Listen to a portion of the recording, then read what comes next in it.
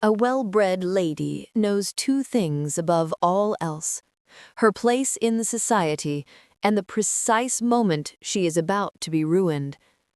Eleanor Hart knew both. She only hoped that by scrubbing the floors of the grandest manor in the county, she might forget the former and postpone the latter. Yet, when the icy cold Lord Ravensbury returned from the continent, a man whose face belonged only in ballrooms, not servant corridors, he looked up from the polished marble and saw not a maid, but a ghost. And in the very moment his gaze landed on her, Eleanor understood that fate had a far crueler form of ruin in mind than poverty. It was going to make her fall in love with the one man who could expose her. Chapter 1. The Girl Who Shouldn't Be Seen. The dust of the high roads settled not in fine layers, but in a smothering cloud, coating the very air that Evelyn Hart breathed. She had arrived at Valehurst Manor, a sprawling edifice of grey stone and Gothic ambition, not in a gilded carriage, but on the back of a rattling cart, her single trunk tied firmly beside her. She knew, with the cold certainty of a winter morning, that this place was to be her last refuge, a grand, suffocating stage upon which she must play the most dangerous role of her life, that of a ghost. Evelyn, or rather the quiet, diligent maid who answered to the name now, a plain, serviceable mantle to hide a once bright identity, knew the rules of survival in a house like this. She moved with a practiced economy of motion, her hands never idle, her gaze always fixed just below the level of the family's eyes. She was efficient, silent, and above all, unseen. For the girl who was now called Evelyn Hart was not that girl at all. She was Miss Eleanor Hart, once the cherished daughter of a baronet whose name had been dragged through the muck of a devastating financial scandal, a ruin so complete it had shattered not only their fortunes, but the very foundation of their honor. To be discovered now would mean a final, unforgiving descent into absolute social exile, a fate she could not afford. The manor's sheer size, its cavernous halls and labyrinthine network of service passages, seemed her ally, a perfect place for a gentlewoman in disguise to become utterly invisible. The entire household was currently suspended in a state of frantic, exhilarating tension. The master, Lord Adrian Ravensbury, was returning from his years of travels on the continent. The very mention of his name seemed to infuse the usually staid air with a mixture of reverence and trepidation. The whispers in the servants' hall were inescapable, delivered in hushed, excited tones over mountains of silver to polish and linen to press. Lord Adrian was said to be cold, brilliant, and utterly ruthless in his determination to restore the fading reputation of the Ravensbury name. He was the kind of man whose influence could mend or break a family, and crucially, he was rumored to be seeking a bride. The talk of a future mistress, of balls, assemblies, and the proper society the house was now obliged to host, filled the staff with a feverish anticipation. Evelyn, diligently polishing the brass railings of the grand staircase, forced herself to compartmentalize this news. A lord seeking a bride is not your concern, Eleanor. You are a maid. You are Evelyn. But fate, that mischievous puppet master, rarely concerns itself with what is proper or expedient. The night of the welcome ball arrived, transforming Valehurst into a spectacle of light, music, and wealth. The manor, usually a monument to somber tradition, glittered with thousands of candles. Below, the aristocracy of the county whirled and postured, their silks and jewels a blinding display of privilege. Evelyn was ordered by Mrs. Davies, the stern but generally fair housekeeper, to assist with refreshments from the upper gallery, a vantage point that offered a view of the ballroom but kept the staff safely above the distinguished guests. It was precisely as Lord Adrian Ravensbury made his long-awaited entrance that the fatal moment occurred. He was precisely as rumored, tall, impeccably tailored, and possessing an air of formidable self-possession that seemed to absorb all the light in the room. He did not smile. His dark hair was unfashionably long, falling slightly over a brow that spoke of great intellect and perhaps a deeper melancholy. His gaze, however, was his most striking feature, a deep, piercing blue that swept the room with an almost analytical thoroughness. And then his gaze stopped its cool assessment. He had reached the midpoint of the marble floor, the receiving line of his tenants and neighbors stretching before him. But his attention suddenly lifted, not to the chandelier, but straight toward the darkened, shadowed upper gallery. His brilliant blue eyes landed directly on Evelyn. She was holding a tray of empty champagne flutes, standing slightly back from the railing, her simple, dark dress a deliberate attempt at blending into the background. Lord Adrian Ravensbury froze. The music, the chatter, the very rush of the evening seemed to flatten into an echoing silence around the two of them.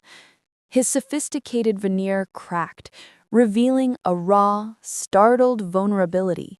He stared at Evelyn, utterly motionless, as if he were seeing not a mere maid, but a ghost, a shade conjured from a memory he believed long buried. For a long, agonizing moment, the lord of the manor and the maid in disguise held a gaze that transcended the gulf of class and the clamor of the ball. Evelyn felt a sharp, impossible contraction in her chest, a sudden, inexplicable recognition that she instantly fought to smother. It was only the sharp elbow of a nearby footman that broke the spell, reminding Lord Ravensbury of his duty and jolting Evelyn back into the fearful, hidden reality of her life. She turned quickly, disappearing into the shadows of the corridor, her heart hammering a wild, desperate rhythm against her ribs. The following day was an agony of waiting, of trying to return to the necessary anonymity of her duties, while feeling the invisible weight of a lord's scrutiny. Evelyn cleaned the library, ran errands for the cook, and scrubbed the scullery floor, all with the knowledge that a pair of blue eyes was seeking her. It happened late that evening. Evelyn was carrying a basket of freshly laundered linens down the narrow, dimly lit servants' corridor that led to the west wing, a route rarely taken by the family. A shadow detached itself from the wall. It was Adrian Ravensbury. He was no longer in evening dress, but wore a simple, dark coat that only emphasized the powerful, relentless focus of his presence. Evelyn stopped, her breath hitching. She dipped an automatic curtsy, her eyes glued to the stone floor. "My lord, I beg your pardon. I was just—" Silence. He cut her off, his voice low, firm, and yet strangely melodic. It was the voice of a man accustomed to being obeyed, but there was an undertone of deep, troubled concentration. He stepped closer, invading the carefully constructed perimeter of her safety.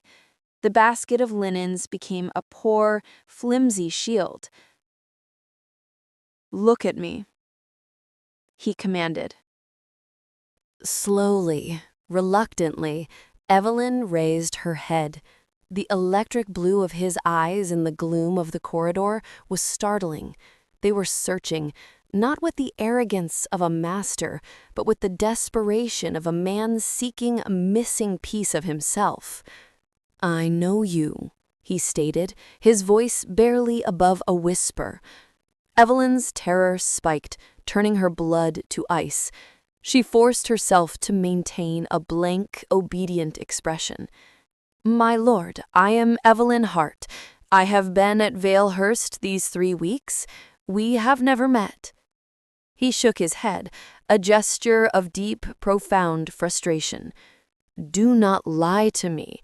It is not the circumstances of this house that I speak of. It is your face, that turn of your chin, the shade of your hair like warm cider in the sun. I have spent years trying to recall a face exactly like yours." She lowered her gaze again, praying for strength, for the ability to sustain the lie. "My lord is mistaken. I am a common maid from the village, nothing more." He took a step closer still, and she could feel the heat radiating from his presence. His voice dropped to a mesmerizing, utterly relentless murmur. "I could swear I knew you once, Evelyn Hart. In another life, perhaps, when the world was younger and before it turned to ashes." Evelyn felt the precise moment her careful composure fractured. Ashes. It was the very word she associated with the night her family's life ended.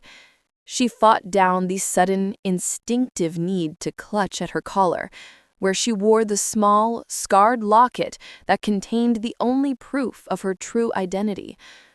"I cannot help you, my lord. If you will permit me, I must deliver these linens." Adrian did not move for a long moment, simply studying her with an intensity that promised he would never truly let her go. Then, slowly, he stepped back, creating a space that felt vast and yet utterly insufficient. The day following their encounter was no better. Adrian did not relent. He ceased his open scrutiny, but Evelyn felt him everywhere, in the sudden silence of a hallway, in the fleeting glimpse of a dark figure in a library window, in the simple, unexpected tasks assigned to her that brought her into the very proximity of his private world. His inquiries were subtle but potent. He sought out the housekeeper, asking pointed yet polite questions about Evelyn's past employer, her family, and her character. He learned nothing beyond the superficial details Evelyn had carefully constructed: a reputable, albeit distant, parish, a deceased mother, a desperate need for work. Yet Adrian became convinced that Evelyn was connected to a tragedy from his youth, a tragedy he rarely spoke of.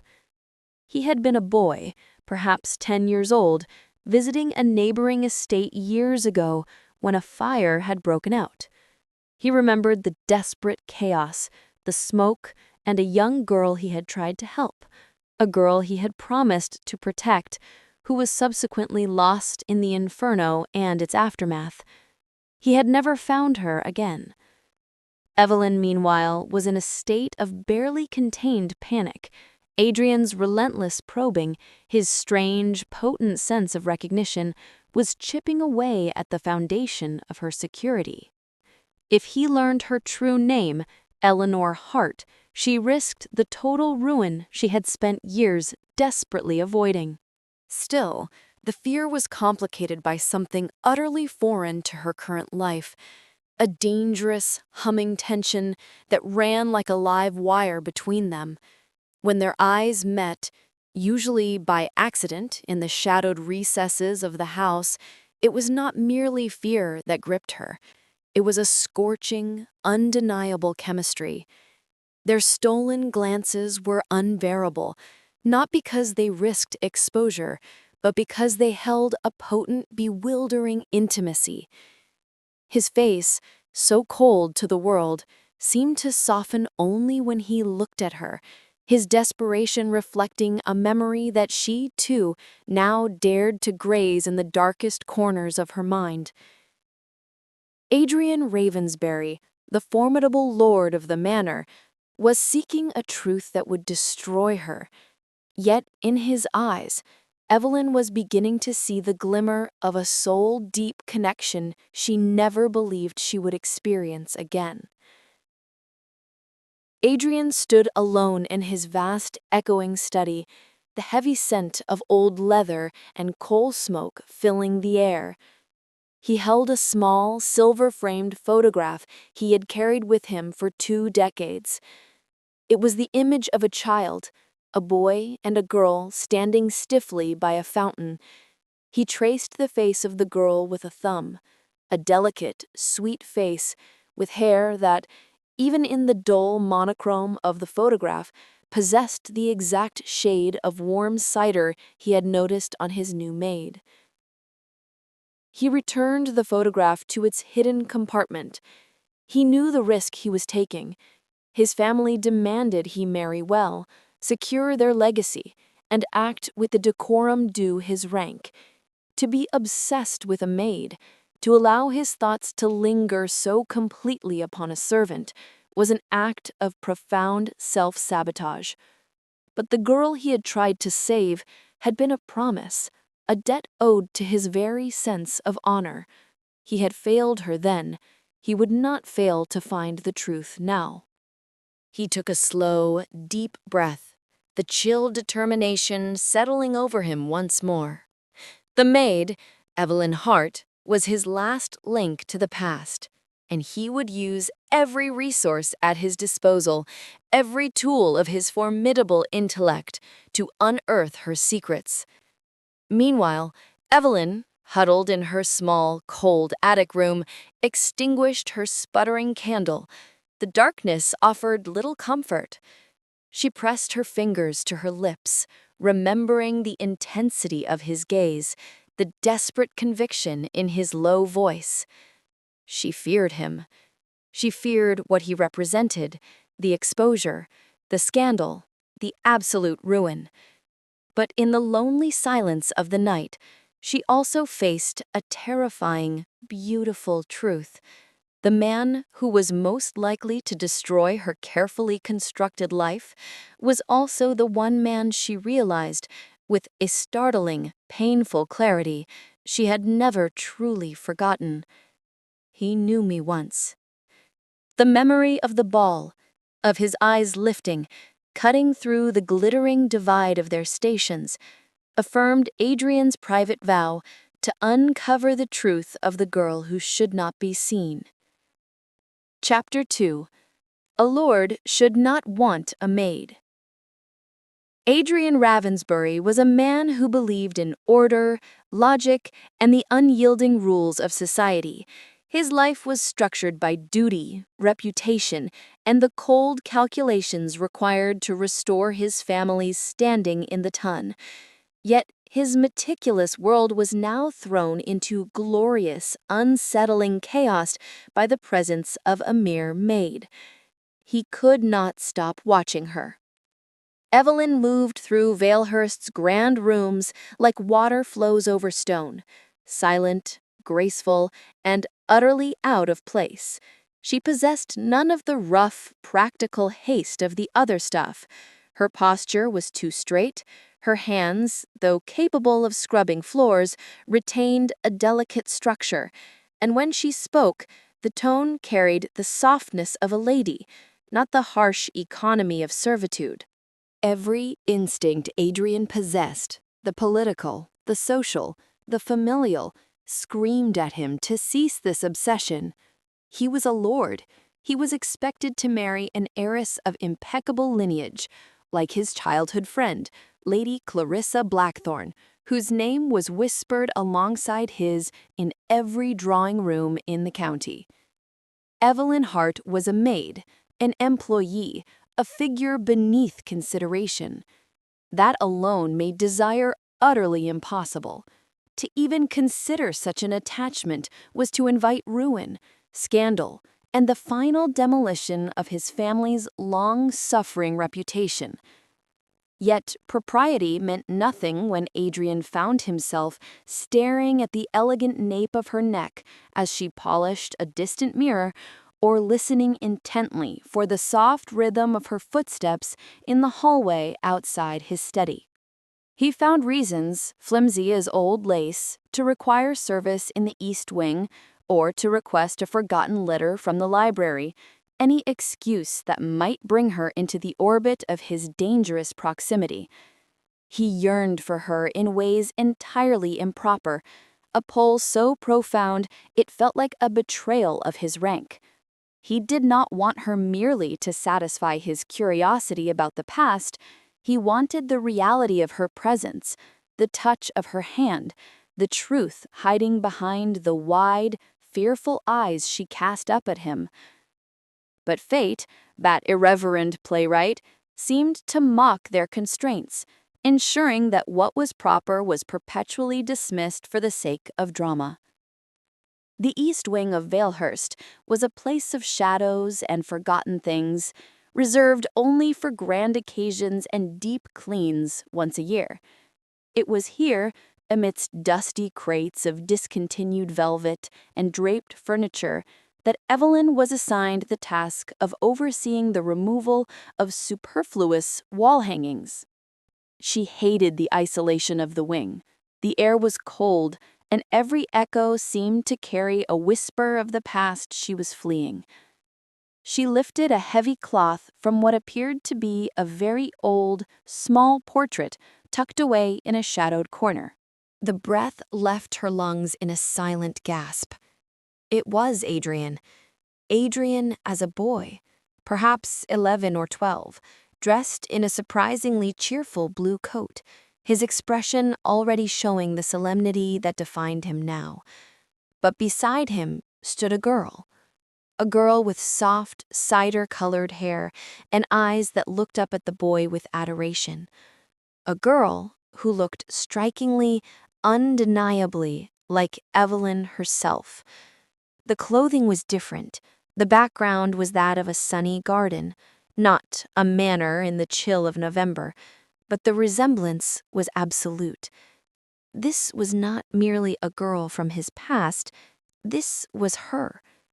This portrait was confirmation that Adrian's memories were true, that her true identity, Eleanor Hart, had been intertwined with his life since childhood.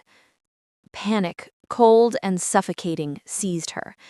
This portrait was not a mere clue. It was proof. If Adrian saw it, her carefully constructed narrative of the common maid from the village would crumble instantly. The past would collide with the present, and she would be ruined. Driven by a desperate impulse for self-preservation, Evelyn reached out, her fingers trembling as she prepared to wrestle the canvas off the wall and conceal it, perhaps even destroy it entirely. She heard the slight, sharp click of the massive oak door opening behind her. Adrian.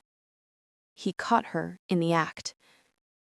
Adrian had been looking for a document in the adjoining withdrawing room, a task he had invented purely as an excuse to wander the deserted passages adjacent to Evelyn's post.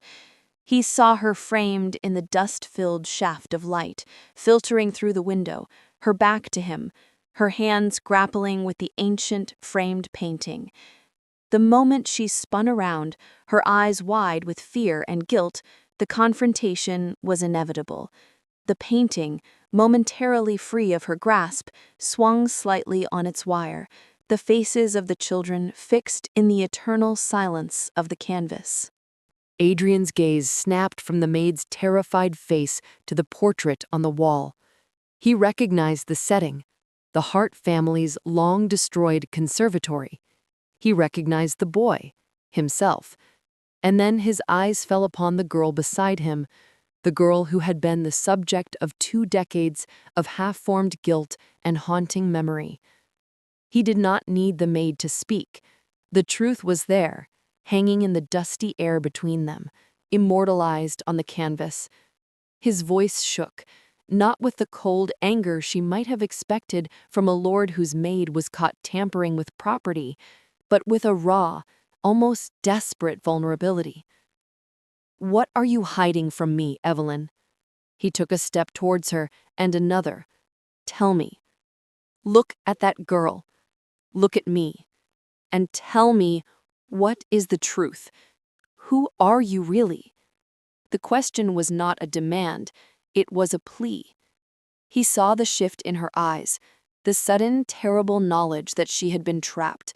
She could not breathe, could not speak the damning name Eleanor. The lie had become a suffocating blanket, and now he was tearing it away. Before Adrian could reach her, before he could touch the portrait or demand the answer that would shatter their fragile dynamic, Evelyn broke. She dropped the dusty cloth she had been clutching, and with a small, choked sound, she fled. She ran out of the east wing, down the back stairs, seeking the sanctuary of the service passages, where she could once again be invisible, leaving Adrian alone with the damning, undeniable evidence of the portrait. The arrival of Lady Clarissa Blackthorne a week later only sharpened the insidious tension at Valehurst. Clarissa was everything Adrian was supposed to want: beautiful, impeccably connected, and acutely aware of the social contract a wife must fulfill. They were old friends, and the subtle, knowing glances exchanged by the other guests confirmed the rumor. Clarissa was the most likely future mistress of Valehurst. But Clarissa was shrewd, and her ambition was matched only by her cunning. She detected Adrian's distraction instantly. He was distant during their sanctioned walks, his gaze often drifting to the servants' entries, and his customary cold brilliance seemed dimmed by an internal preoccupation. And his preoccupation, Clarissa quickly observed, had a name and a face: Eleanor Hart. The noble woman, deeply envious of any attention that did not land directly upon her own polished self, began her own investigation. Clarissa's family owned half the county, giving her access to a network of whispers and old documents. She watched the maid with a predator's calculating patience, noticing the soft elegance of Evelyn's movements, the refined pitch of her voice when she spoke briefly. This was not the conduct of a common maid. The sight of Adrian dismissing a footman's request to send Evelyn to dust his private study, a task unheard of for a maid-of-all-work, confirmed her suspicions. There was an improper interest here, one that threatened her own carefully laid plans for the Ravensbury title. Clarissa resolved to not only expose the impropriety, but to destroy the girl who dared to distract her intended fiancé. A violent, unseasonal storm descended upon Valehurst, turning the landscape into a howling, wind-swept purgatory. Rain lashed against the ancient glass of the manor, rattling the windows like skeletons. Evelyn, running a late evening errand to the stables, a small, necessary task, was caught by the sudden intensity of the gale. She returned soaked to the bone, shivering violently, her thin work clothes plastered to her skin. Adrian found her huddled near the rarely used service entrance by the kitchen, teeth chattering uncontrollably. The sight of her vulnerability, this woman who insisted she was nothing but a sturdy village girl, broke through the last of his lordly reserve. "You'll catch your death," he declared, his voice rough with urgency.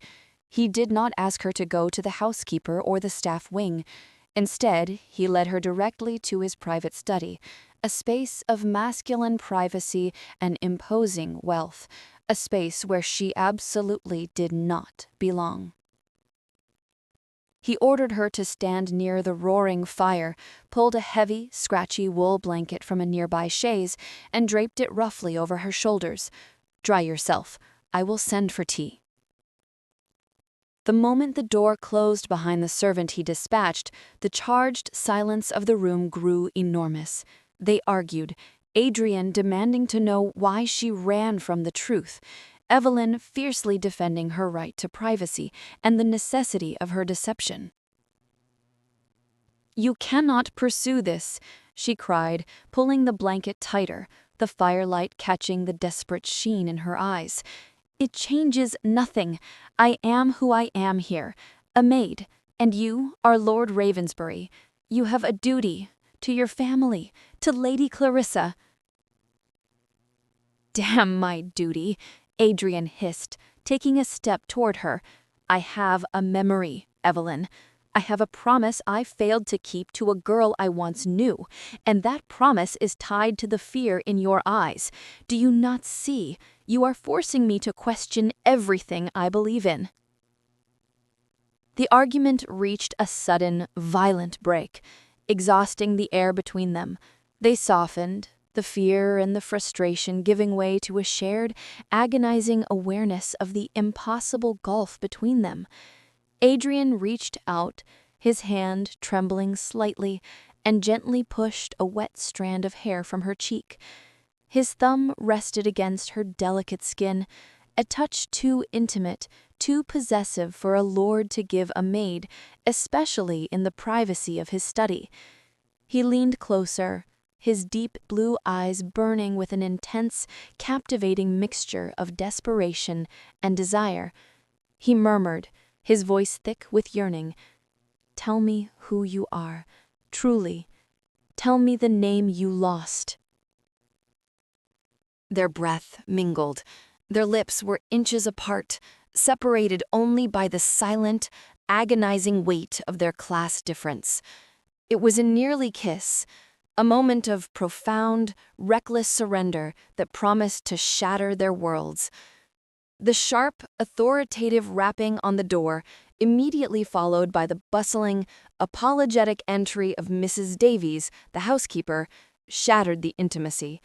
The moment was gone, leaving only the fierce, lingering heat on Evelyn's cheek, where his thumb had rested. While Adrian was distracted by his forbidden interlude, Clarissa Blackthorne, working with methodical spite, finally uncovered a clue. She had bribed a distant, disaffected cousin who dealt in obscure county records. What she found was tucked away in a brittle, old edition of a society journal, a newspaper clipping about the notorious Hart family scandal from years ago. It detailed the disgrace of the baronet, the financial ruin, and the disappearance of his young daughter, Eleanor Hart, the only surviving member. The paper was folded and tucked discreetly into her silver reticule. Clarissa now knew everything. The maid was not only lying, she was a disgraced gentlewoman, an impostor whose very presence in the house was a crime against polite society. A cruel, victorious smile touched Clarissa's perfect lips. She knew that Adrian's obsession was driven by a need to uncover the truth. Now, she held that truth, and she intended to wield it like a poisoned dagger. Evelyn was tending to the hearth in the morning room, her mind still reeling from the events in Adrian's study, the memory of his near kiss and almost physical pain in her breast. A shadow fell over her. "The fire is adequate, Evelyn," Clarissa said, her voice dripping with an almost sickly sweetness. She dismissed the other maid in the room with a sharp glance, ensuring their privacy. "You see, my esteemed guests, Lord Ravensbury has, in his profound kindness, been protecting an individual of questionable character within his household staff. I speak, of course, of the maid, Evelyn Hart. But Hart is merely an assumed name, a pathetic disguise." A wave of confused gasps swept through the tables. Adrian's head snapped up, his expression turning to glacial fury as he realized her intent. Clarissa pressed her advantage, delivering the final blow with relish. "The maid you've been protecting, Lord Ravensbury, is none other than Eleanor Hart, the daughter of the disgraced Sir Marcus Hart, whose fraudulent schemes cheated half the county, plunging families into ruin. She is not a maid. She is an impostor, a beggar concealing herself under your roof to escape the scandal that ruined her name." The silence that followed was absolute, heavy, and infinitely humiliating. Evelyn dropped the polished silver tray she held. The crash echoed through the magnificent room like a gunshot. Her cheeks burned with shame, her world tilting violently off its axis. Every eye, the shocked, the disgusted, the morbidly curious, was fixed on her. Adrian rose from his chair, his presence suddenly dominating the room, but before he could speak, the damage was done. Mrs. Davies, the housekeeper, white-faced and terrified of the stain on the manor's reputation, rushed to the sideboard. "Out! Get out of this house at once!" she hissed at Evelyn, her voice trembling. "Pack nothing. You are dismissed." Evelyn did not need to be told twice. Her disguise was stripped away, her worst fear realized. She turned and fled the room, running past the astonished faces, through the echoing halls, and out the nearest service entrance into the biting cold of the late autumn night. Adrian did not hesitate. His duty to his guests, his loyalty to his family name, the careful edifice of his reputation, all of it crumbled beneath the singular, compelling need to follow the girl who was being driven out into the cold. "Forgive me, ladies and gentlemen," he stated, his voice dangerously low, his gaze fixed on Clarissa for a moment of scathing contempt that promised future retribution. He grabbed his coat from the nearest stand and strode out of the dining room without a backward glance. He found Evelyn walking blindly down the long, graveled drive, the rain starting to fall again, slicking her hair and running tracks of cold water down her exposed face. "Eleanor," he called, using her true name for the first time. The sound was a shock, a profound acknowledgement of the woman beneath the maid's garb. She stopped but refused to turn around. "Go back, my lord. You have done your duty. The lie has been exposed. Let me leave with what little dignity I have left." He caught up to her, his hand reaching out to grasp her arm, stopping her flight. He was furious, not at her deception, but at the cruelty she had endured, both then and now.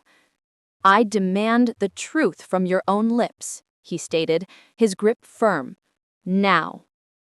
Standing there in the rain, with the bright, cruel lights of the manor receding behind them, Evelyn finally yielded. The pressure, the exhaustion of the years of hiding burst forth. She revealed everything. The devastating financial scandal that had ruined her father, the lies the Blackthornes had spread to solidify their advantage, the terrible, consuming fire that had indeed destroyed their home, and how she had barely survived, forced to take a false name to simply earn bread. She spoke of the shame, the loneliness, and the belief she was unworthy of anything good, especially the devastating attention of a man like him. When she finished, she was trembling, exposed and waiting for the final, damning judgment. Adrian did not release her. Instead, his fury was entirely focused on the world that had tried to crush her. "Damn them all," he murmured, his voice laced with protective violence. "Damn the society that requires a lie for survival. Do you think I care for the name Hart? I care for you. I knew your face not because of some old scandal, but because you were the girl I tried to save, the promise I never forgot." He pulled her into his arms, the action sudden and fierce, his strength enveloping her shivering form. "Whatever life we knew before, Eleanor, this time I will not lose you. I will not let them cast you out again." The next morning, Adrian acted with the decisive cold brilliance that made him feared in political circles. He had only to compare Evelyn's tearful account of the financial disaster with his own vague memories of the time, and the truth of Clarissa's father, Lord Blackthorne, fell into place. He used his extensive political connections and his sharp analytical mind to investigate the original financial records of the Hart debacle. Within 48 hours, Adrian uncovered the damning evidence. It was Blackthorne who had orchestrated the intricate, politically motivated scheme that ruined Sir Marcus Hart.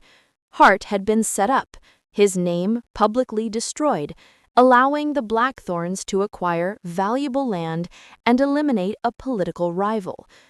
Evelyn's father had been an innocent casualty, and Evelyn was merely collateral damage in a vicious power play.